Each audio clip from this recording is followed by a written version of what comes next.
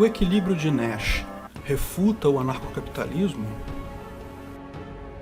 O matemático John Nash tem uma história pessoal fantástica, que já foi tema de livros, debates, estudos e até um filme, Uma Mente Brilhante, de 2001. Um gênio matemático atormentado por distúrbios mentais severos, paranoia, esquizofrenia, mas que conseguiu levar uma vida plena, tanto no campo profissional quanto no campo pessoal. A principal contribuição dele para a matemática é um paper extremamente curto, uma maravilha da concisão acadêmica. 2 páginas apenas. Pontos de equilíbrio em um jogo de N pessoas. Teoria dos jogos é um campo da matemática que tem sido usado de forma ampla para a modelagem de situações sociais complexas. Como toda modelagem, todos os conceitos de teoria dos jogos são uma simplificação e, portanto, os resultados precisam ser considerados dentro dos limites definidos pelo estudo. Porém, o fato de permitir demonstrações formais matemáticas de conceitos sociais torna-se algo muito interessante e revelador. Lembre-se, demonstração matemática formal significa que aquele princípio é uma lei natural, não há refutação possível a isso. Existem vários estudos nessa área que apontam e justificam conceitos sociais claros e conhecidos. A teoria dos jogos possui, inclusive, muitos paralelos com a própria praxeologia, descrita no livro Ação Humana de Mises, embora a abordagem seja diferente. Tipicamente, em teoria dos jogos, imagina-se um conjunto de 2 ou mais pessoas. Cada pessoa pode tomar determinadas decisões e, conforme a decisão tomada, ela recebe um resultado que depende não só da decisão dela, mas também da decisão de outras pessoas envolvidas naquela situação. O objetivo de cada pessoa é maximizar o seu resultado, tomando a melhor decisão possível. Porém, uma pessoa não sabe qual decisão as outras pessoas estão tomando, ou seja, basicamente é a ideia da praxeologia, que entende a população como um conjunto de pessoas que busca, através de ações pessoais, maximizar o seu conforto pessoal. Deixa eu explicar um exemplo bem simples de teoria dos jogos, o chamado dilema do prisioneiro. 2 pessoas são acusadas de cometer um crime, são levadas para celas separadas. A cada uma delas é oferecida uma decisão. Você pode confessar o crime ou negar o crime.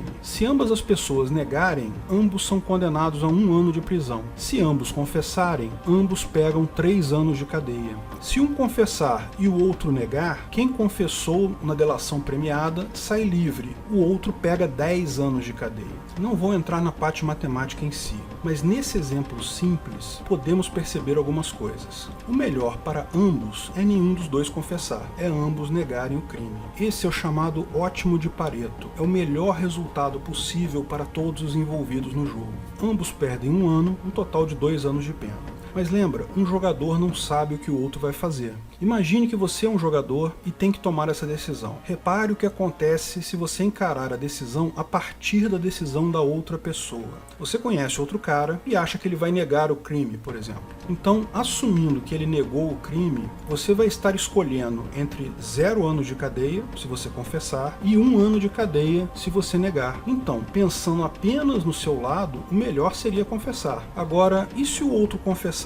A sua escolha é, na verdade, entre 3 anos de cadeia, se você confessar também, ou 10 anos de cadeia, se você negar. Então repare que, independente da decisão da outra pessoa, você sempre ganha se você confessar. Isso garante que, no final das contas, ambos vão sempre confessar nessa situação. Esse é o equilíbrio de Nash nessa situação específica. Repare que não é a melhor situação. Cada um pensando no seu lado levou ambos a uma situação pior do que poderia ser. Lógico, isso é um exemplo muito simples e básico, a teoria dos jogos é toda muito mais complexa que isso. Existem inúmeras formas de modelagem de decisões, mais de 2 pessoas, com canais de comunicação prévia, interação múltipla das mesmas pessoas. É um campo realmente fascinante de estudo. O ponto importante aqui é que o equilíbrio de Nash, em vários cenários, quando cada pessoa toma a melhor decisão para si, o resultado final para todos não é o melhor. A melhor decisão para os 2 prisioneiros seria que ambos negassem, mas cada um deles, pensando apenas no melhor para si, acabaram tomando uma decisão que não era a ótima. Podemos ver isso com outro exemplo. 2 ambulantes vendem picolé na mesma praia. Eles sabem que os clientes buscam comprar do vendedor de picolé que está mais perto. O melhor arranjo possível seria cada um deles se posicionar numa posição de 1/4 da praia,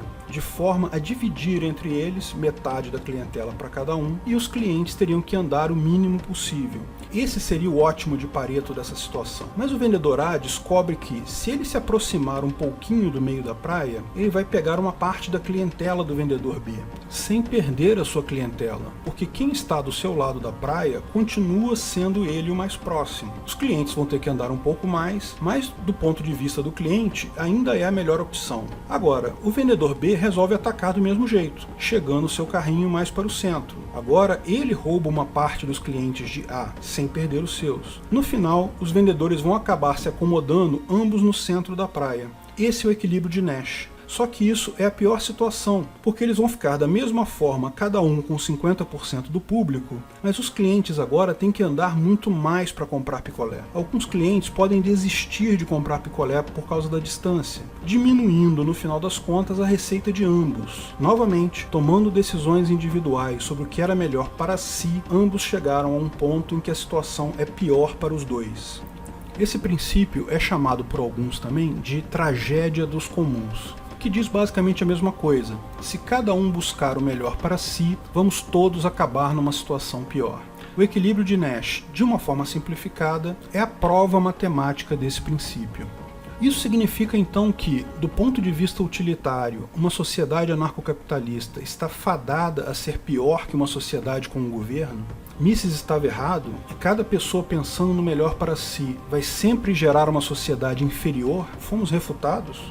O anarcocapitalismo é baseado em um princípio ético absoluto, não utilitarista. Ou seja, não interessa se uma sociedade voluntária seria melhor ou pior que a sociedade estatal. O que importa é que ela seria ética. Mesmo a melhoria das condições da sociedade não justifica o uso de violência contra inocentes. Mas, ainda assim, é importante entendermos se isso é realmente uma verdade matemática, ou seja, se uma sociedade libertária poderia sempre ser melhorada pela presença de um governo. O ancapistão está fadado a ser uma sociedade pior que o estadistão?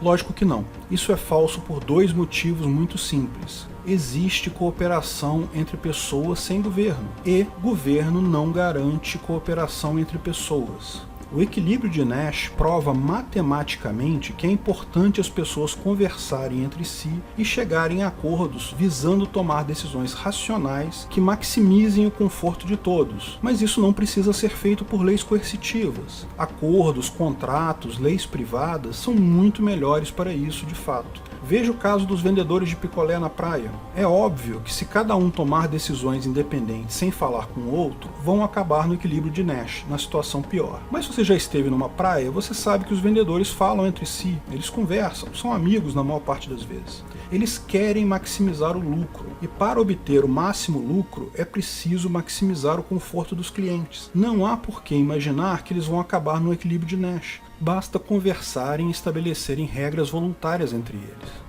O que a teoria de Nash prova matematicamente, e isso é um fato, é que é preciso estabelecer regras para evitar situações ruins para todas as partes. Não há necessidade dessas regras serem coercitivas, impostas por um governo.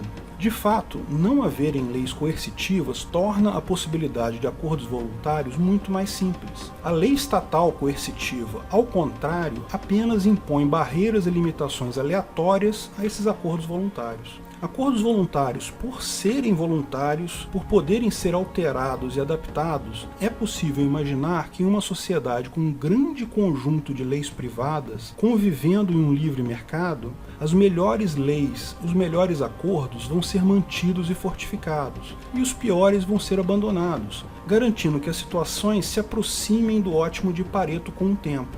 Ao contrário do governo, onde as leis são impostas por uma minoria de pessoas que se supõem estar acima de qualquer suspeita, que se supõem terem conhecimento maior para determinar tais regras, mas essas duas coisas estão erradas. O governo não tem capacidade de impor regras lógicas porque o conhecimento e a inteligência presentes no governo é apenas uma fração minúscula do conhecimento disperso na sociedade, como demonstrou Hayek. E, mesmo que o governo, por hipótese, soubesse qual seria a melhor lei, ele não é isento. O governo não é uma entidade isenta capaz de planejar de forma ótima as relações humanas. Ao contrário, o governo é uma entidade adicional nesse jogo, que tem os seus próprios interesses e vai atuar sempre visando maximizar o seu ganho. Não é como se a inteligência externa influísse na decisão dos participantes do jogo. É um novo jogador no cenário, que mesmo que atue com a desculpa de favorecer a situação ótima do jogo, não há garantia que isso não acabaria em um outro equilíbrio de Nash, igualmente ruim ou até pior que o equilíbrio de Nash original.